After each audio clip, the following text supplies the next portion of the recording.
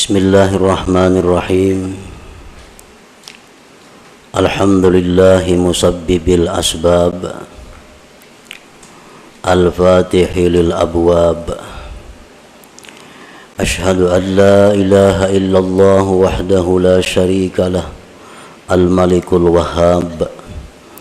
Wa ashhadu anna sayyidana Muhammadan abduhu wa rasuluhul awwab. Allahumma salli wa sallim wa barik ala sayyidina Muhammad al-hadi ila as-sawab wa ala alihi wa sahbihi wa dhurriyyatihi wa atba'ihi ila yaumil jazaa'i wa thawab. Amma ba'du. Yang kita hormati dan kita cintai para habaib dan para alim ulama, guru-guru agama, para muhibbin, hadirin hadirat rahimakumullah.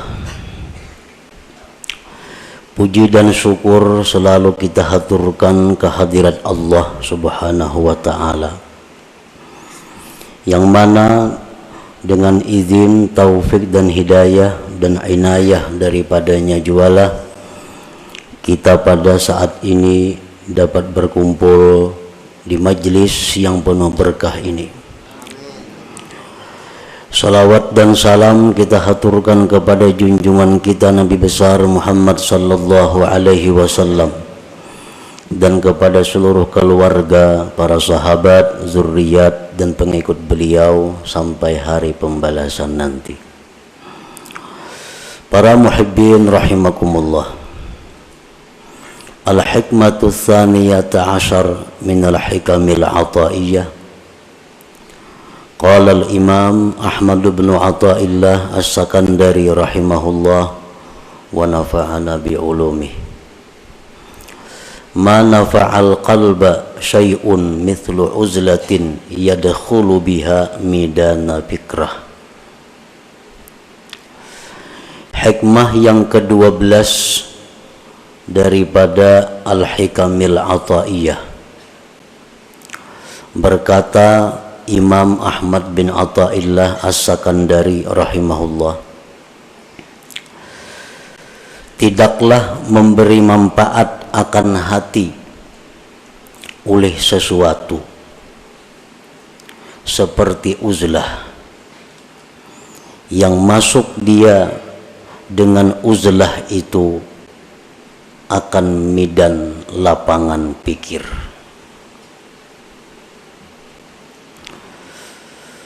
Tidaklah memberi manfaat akan hati oleh sesuatu seumpama uzlah mengasingkan diri daripada manusia, yang mana dia masuk dengan uzlah itu akan midan lapangan fikrah, berpikir.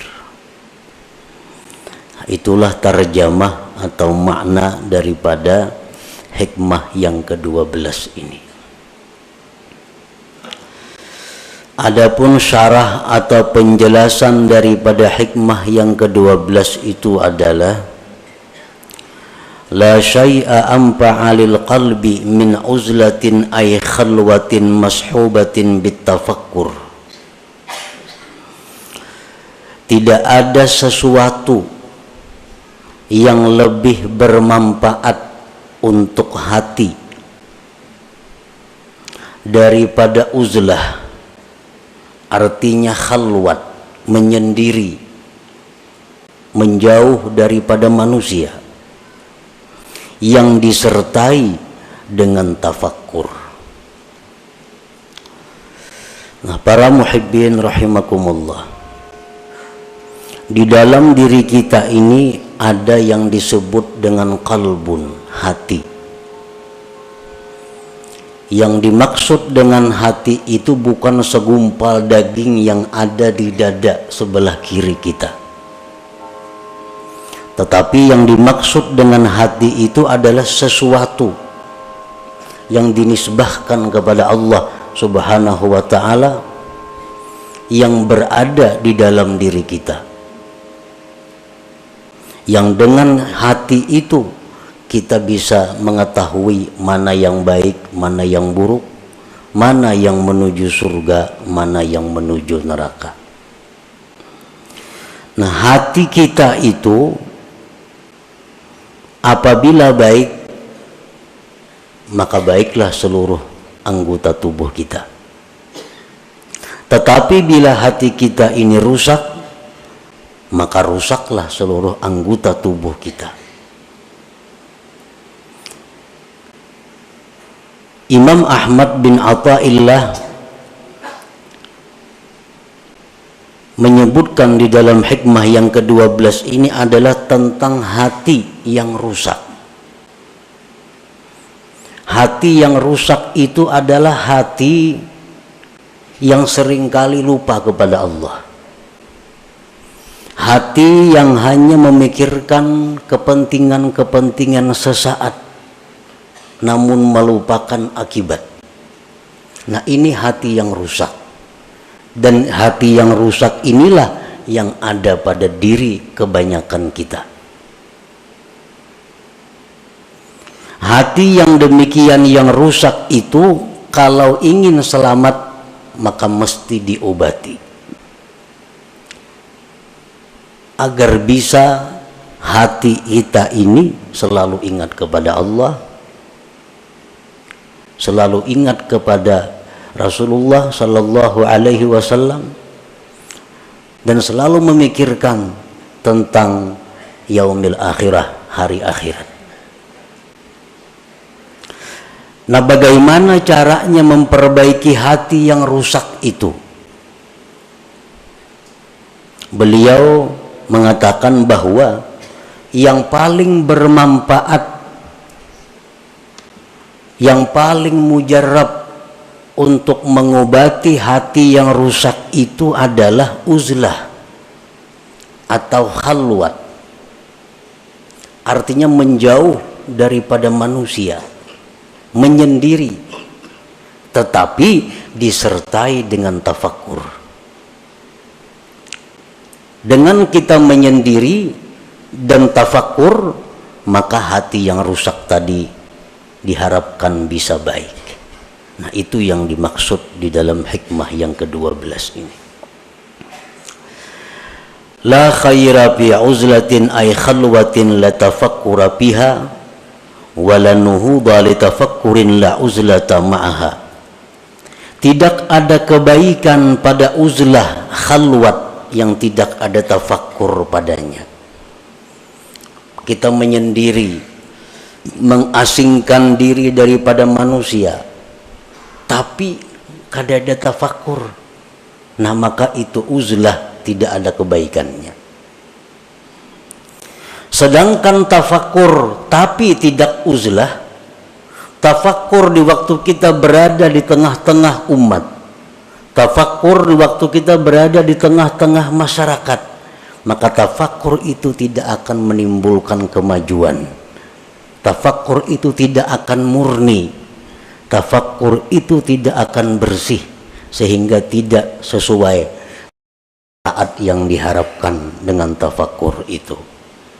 Nah, oleh karena itu pengarang tadi menyebutkan bahwa uzlah yang disertai dengan tafakkur itulah yang paling bermanfaat untuk memperbaiki hati yang rusak itu. Nah, para muhibbin rahimakumullah, qala Rasulullah sallallahu alaihi wasallam, tafakkuru sa'atin khairun min ibadati sab'ina sanah.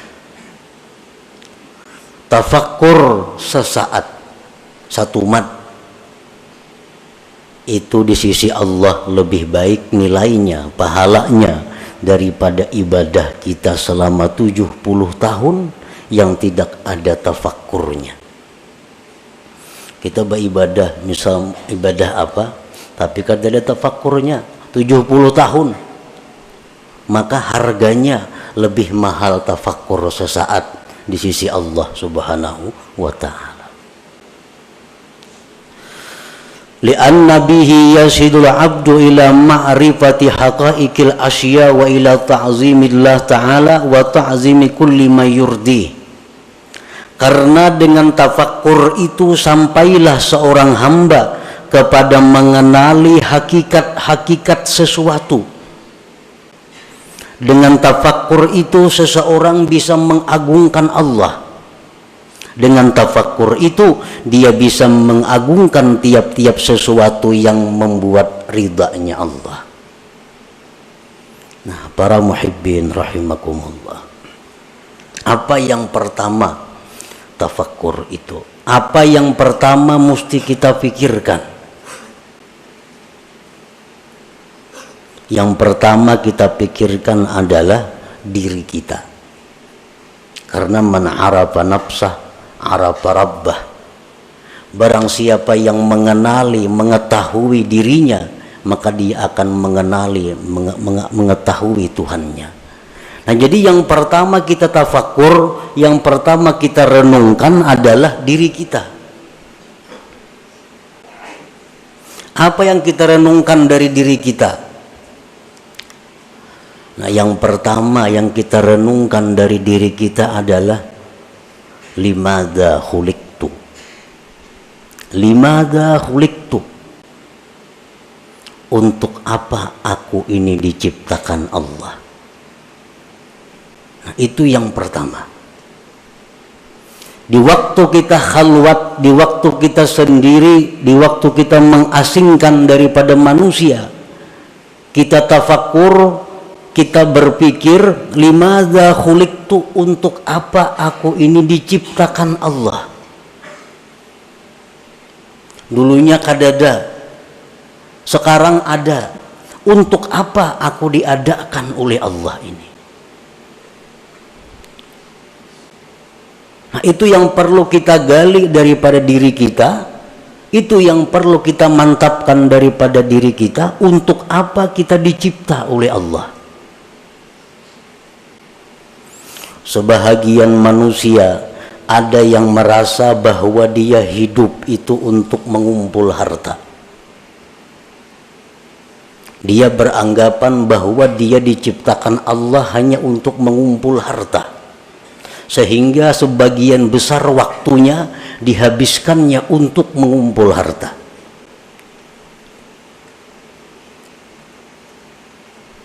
Walaupun itu dia mengakui atau dia mengingkari, tapi kenyataan fakta membuktikan bahwa sebagian besar waktu dia habiskan untuk mengumpul kekayaan.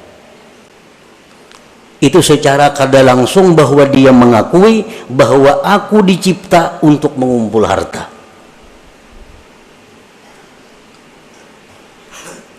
Jam 8 sampai jam 5 dihabiskan waktunya untuk berusaha mencari duit.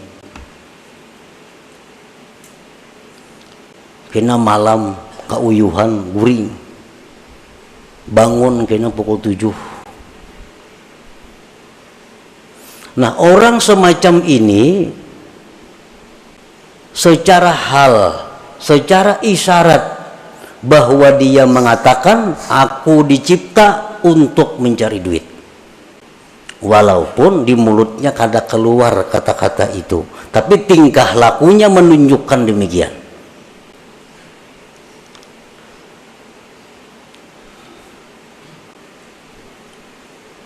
Nah, itu yang kita renungi. Apakah bujur seperti itu? Apakah benar kita dicipta oleh Allah untuk mencari duit? Nah, itu yang perlu tafakkur. Yang pertama kita renungi hidup kita. Kita renungi berapa umur kita habiskan. Kita mengakui bahwa kita ternyata hidup ini adalah untuk duniawi semata-mata. Akhirat ada, tapi porsinya kecil, porsinya sedikit. Nah, makanya tafakkur itu nilai pahala di sisi Allah sangat besar. Limadza khuliqtu, untuk apa dicipta? Ibrahim bin Adham sewaktu beliau berburu. Beliau adalah seorang bangsawan yang sukanya berburu. Suatu hari beliau berburu dengan perbekalan, perlengkapan yang lengkap, berangkat ke hutan. Di tengah jalan beliau ada mendengar hatib. Hatib itu artinya suara tanpa kelihatan orangnya. Suara itu, ya Ibrahim, alihada khuliqta, apakah untuk ini engkau dicipta Allah? Apakah engkau dicipta untuk berburu? Ibrahim bin Adham tersadar bahwa ternyata selama ini hidupku kusia-siakan. Berpaling beliau kembali dan meninggalkan seluruh yang ada, lalu mengembara ke tengah hutan belantara untuk mencari hakikat, mencari kebenaran. Nah, para muhibbin rahimakumullah, kita diciptakan oleh Allah, wa ma khalaqtul jinna wal insa illa liya'budun. Tidak kujadikan jin dan manusia itu, ujar Tuhan, melainkan untuk ibadah. Nah, untuk ibadah. Jadi kalau kita bertanya kepada diri kita, untuk apa aku diciptakan Allah? Jawabnya, untuk mengabdi kepada Allah. Untuk mengabdi kepada Allah. Nah, itu bisa didapat, bisa digali dengan tafakkur.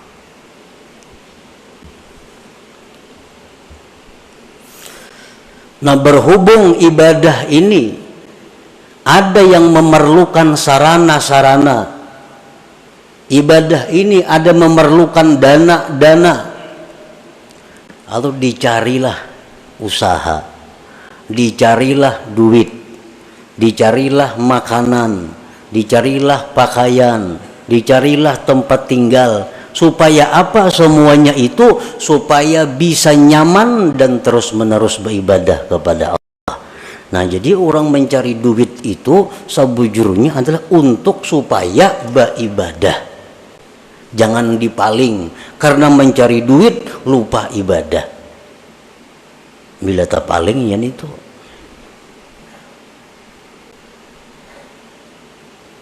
Nah, jadi yang pertama tafakkur itu dulu. Kita mengenali diri kita, tugas kita apa? Ternyata tugas kita hanya satu, adalah mengabdi kepada Allah. Tidak ada yang lain. Allah kadang memberi tugas kepada kita untuk mencari duit.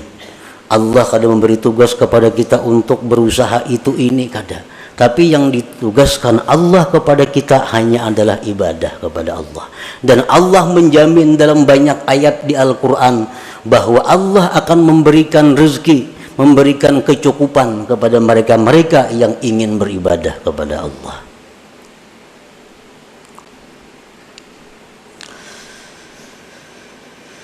Fal uzlatu wasilatun lahu wa mu'inatun alaih. Uzlah, mengasingkan diri, itu merupakan jalan bagi tafakkur dan membantu atas tafakkur.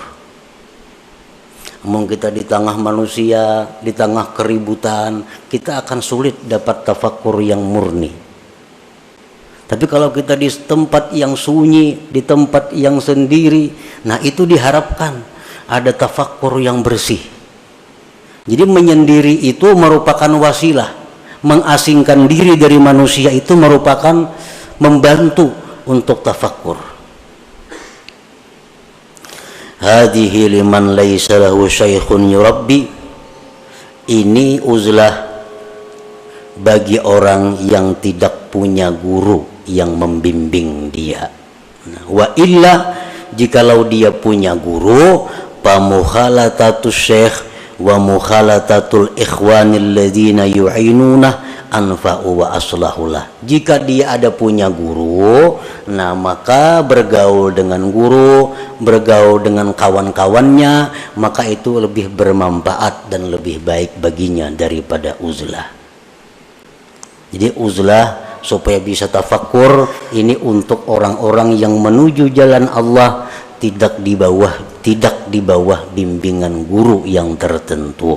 Kalau orang itu ada punya guru tertentu, maka semajlis dengan guru itu lebih baik baginya. Bergaul dengan guru itu lebih baik baginya, lebih bermanfaat baginya. Nah, para muhibbin rahimakumullah. Wa'alam anna fil khalwati fawaida, ketahuilah bahwasanya pada khalwat itu banyak faidahnya.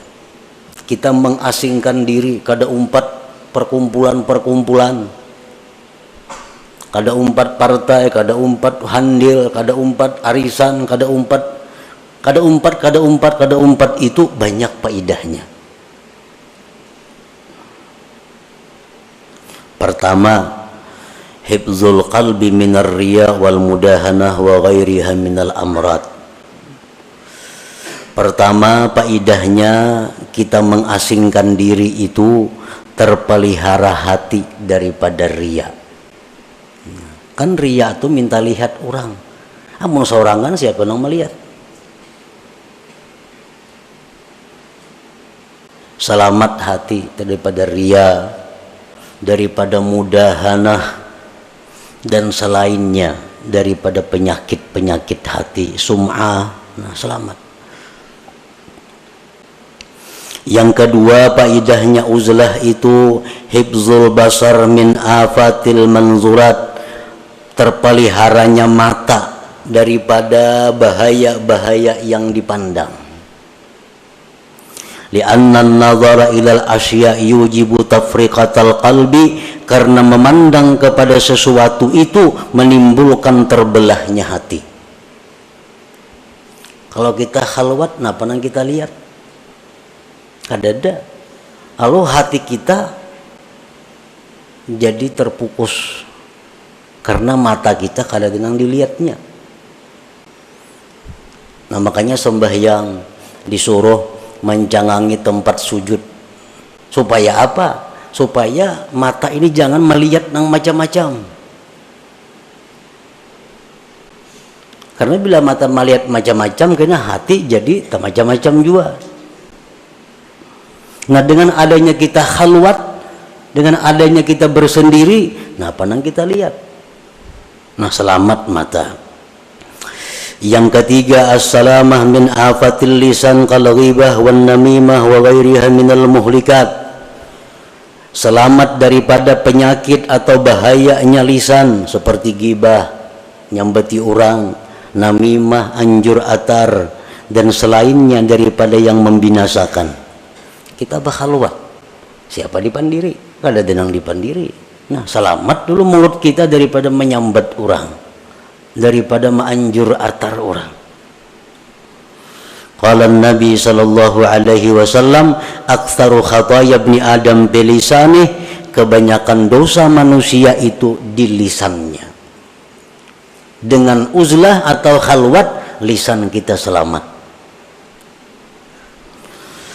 Yang keempat, keuntungannya kita menyendiri, as-salamatu min suhbatil asrar, kita selamat daripada bersahabat dengan orang-orang jahat. Orang-orang jahat ini contohnya orang-orang nang ahli riba itu orang-orang jahat, orang-orang peminum orang-orang jahat, orang-orang rentenir orang-orang jahat, orang-orang zalim orang-orang jahat. Ahli zina itu orang-orang jahat. Nah, bila kita menyendiri, kita kada tagaul lawan itu. Tapi amun kita bagaul, nah bisa kemungkinan kita bersahabat dengan mereka itu. Li'anna suhbatahum fasadun azim bidinih, karena bersahabat dengan orang-orang yang jahat itu kerusakan yang besar pada agama kita. Kalau kita nih akrab lawan orang penzina, itu agama kita rusak. Akrab dengan orang nang katuju riba, agama kita rusak. Akrab dengan orang zalim, agama kita rusak. Akrab dengan pejabat nang korupsi, agama kita rusak. Tanpa kita sadari,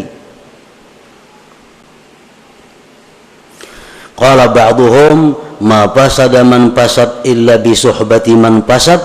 Tidaklah rusak orang yang rusak itu melainkan sebab bakawan lawan nang rusak. Umumnya orang tuh rusak karena bakawan nang rusak. Nah kalau kita ba'uzlah, kita khalwat, kada bergabung dengan manusia, kita selamat.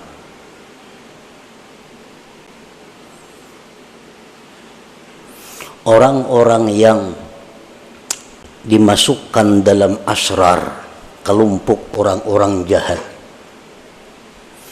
itu pandangan matanya itu bisa menularkan kejahatan kepada kita,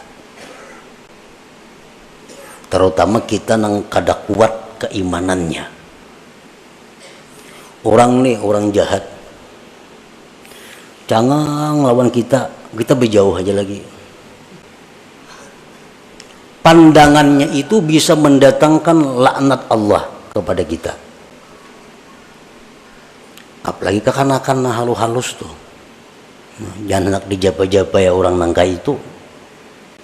Karena keringat mereka itu adalah keringat yang dilaknat oleh Allah. Jadi bahaya bersahabat akrab dengan orang-orang yang masuk dalam golongan asrar, yang sudah dianggap orang-orang jahat itu. Pandangan matanya bisa merusak agama kita, apalagi sentuhannya maginnya lagi, apalagi memakai bekas pakaiannya maginnya lagi, minjam kendaraannya bahaya lagi. Jadi semua kejahatan, maka sesuatu yang terkait dengannya adalah membahayakan agama kita. Nah sebaliknya sama dengan orang-orang saleh, orang-orang yang dicintai Allah. Pandangan mereka itu mendatangkan rahmat. Keringat mereka, keringat mendatangkan rahmat. Semua apa yang bekas mereka adalah rahmat. Makanya orang nang mati, jadi dalam kitab fikih, orang tuh mati disunatkan membawa sesuatu bekas orang saleh. Itu kan kitab fikih ada tuh. Orang mati disunatkan membawa sesuatu bekas orang saleh. Bekas kainnya kah, bekas apanya kah. Misal kita mati minta kupiah, kupiah bekas orang saleh. Nah itu memberi manfaat. Kalau orang mati aja memberi manfaat, apalagi orang hidup. Bekas orang saleh. Nah demikian sebaliknya orang-orang jahat pun demikian, akan menimbulkan dampak kepada mereka-mereka yang belum kuat hatinya, belum kuat keimanannya. Nah dengan kita khalwat, kita terhindar daripada bersahabat dengan mereka itu. Yang kelima, keuntungannya khalwat adalah at-tafarrug lil ibadah wa tamakkunul mudawamah 'alaiha. Dengan adanya kita khalwat, kita bisa lapang beribadah dan kawa terus-menerus beribadah. Misalnya kita membaca zikir 5.000 sehari. Kalau kita menyendiri kita kawa. Tapi kalau kita bergaul tengah masyarakat, nah sewaktu-waktu kita ada kada terbaca karena ada acara ini, acara itu, acara ini. Apalagi macam-macam yang diikuti, ketua ini, ketua itu, ketua ini, bermacam-macam organisasi, kada terbaca wirid lagi. Jadwal ini ada rapat itu, jadwal ini ada acara itu. Nah kalau kita khalwat, bisa ibadah kita tuh mudawamah, bisa terus-menerus. Ibadah yang mudawamah itulah yang dicintai oleh Allah Subhanahu wa taala walaupun sedikit. Yang keenam, faedahnya kita khalwat siyanatu nafsihi wa dinihi minal khusumat. Dengan adanya kita khalwat, diri kita, agama kita terpelihara daripada pertengkaran-pertengkaran. Kada mau tapahual, saurangan siapa dihuali, siapa nang mahuali. Nah, bahuwal itu merupakan sumber datangnya macam-macam kejahatan seperti bermusuhan, bermarah-marahan, berdengki-dengkian. Nah, semua itu sifat yang membahayakan. Yang ketujuh, rahatul qalbi wal badan. dengan adanya khalwat menyendiri itu hati kita lapang, badan kita pun lapang. Yang kedelapan, husuluz zuhdi wal qanaah. Orang yang khalwat ini akan diberi Tuhan zuhud dan qanaah. Kenapa kita kadakawa zuhud? Kenapa kita kadakawa qanaah? Kada merasa cukup lawan nang ada? Karena kita bagaul. Melihat orang makai ini hendak nukar lu bahimat mencari duit. Melihat orang ini hendak nuruti ka itu, duitnya kada ada, bahimat kina mencari duit. Berhutang masih itu kamari. Nah, karena pergaulan. Dengan adanya kita khalwat atau uzlah, selamat dari itu. Yang kesembilan, wujdanu halawati ta'ah.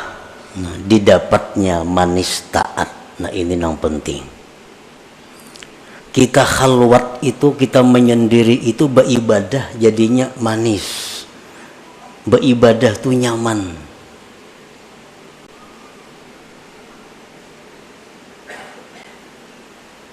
Qala Abu Talib al-Makki rahimahullah, la yakunul murid shadikan hatta yajida bil khalwah minal halawah wan nasyat wal quwwah ma la yajidu bil alaniyah. Tidaklah seseorang murid itu benar sehingga dia mendapati di dalam khalwat itu manis dan rajin kuat ibadah, sesuatu yang tidak ia temukan di tengah orang banyak. Ini menandakan kita nih bujur.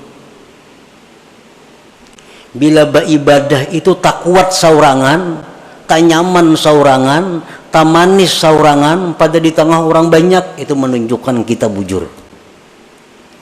Tetapi bila mana kita saurangan menguliat, kulir di tengah orang banyak rajin, menunjukkan kita munafik ngarannya. Di tengah orang banyak perajinnya beribadah. Bila saurangan sajus saja kada sanggup membaca Quran. Di tengah orang banyak 2 juz sanggup. Dalam kamar surangan kada kawa. Nah, ini menunjukkan ada sifat munafik di dalam hati.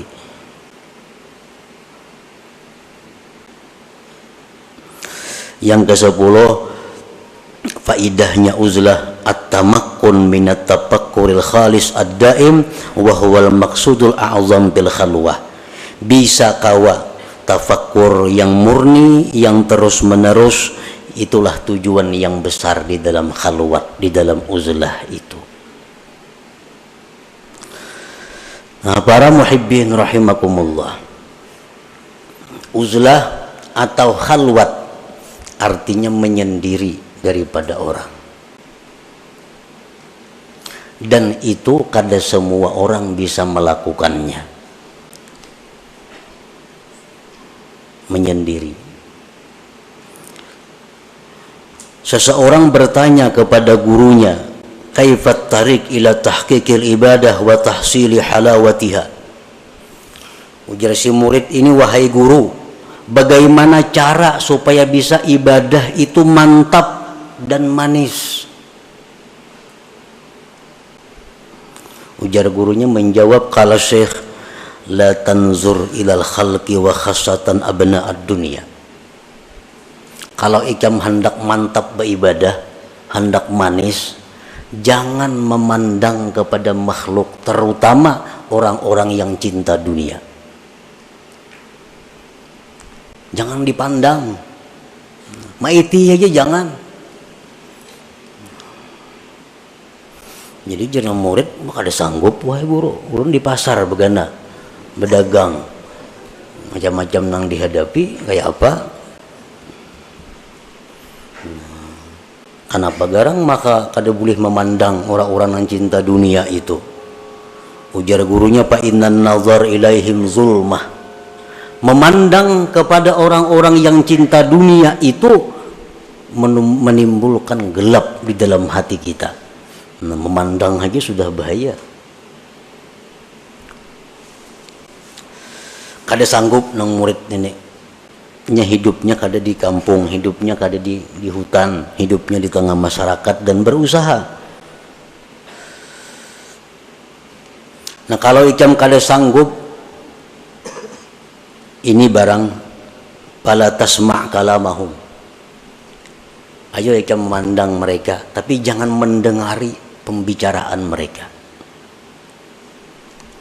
Jangan dengari perkataan-perkataan ahli dunia. Kada kau melihat TV lagi tuh, berita-berita. Kenapa garang kada kau kada boleh mendengari pembicaraan ahli dunia itu? Fa inna kalamahum kaswah. Pembicaraan orang cinta dunia itu menimbulkan keras hati kita.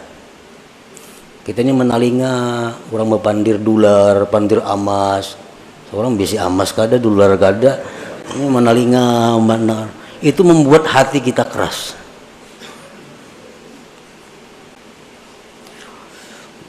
Bagi si murid tadi kada kawa juga kada mendengari guru wana. Bertemuan hari-hari.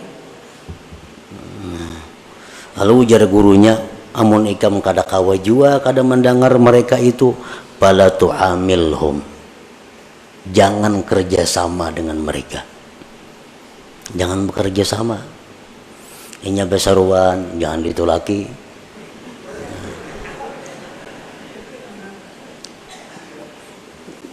Orang-orang bakhil tuh, orang-orang bakhil.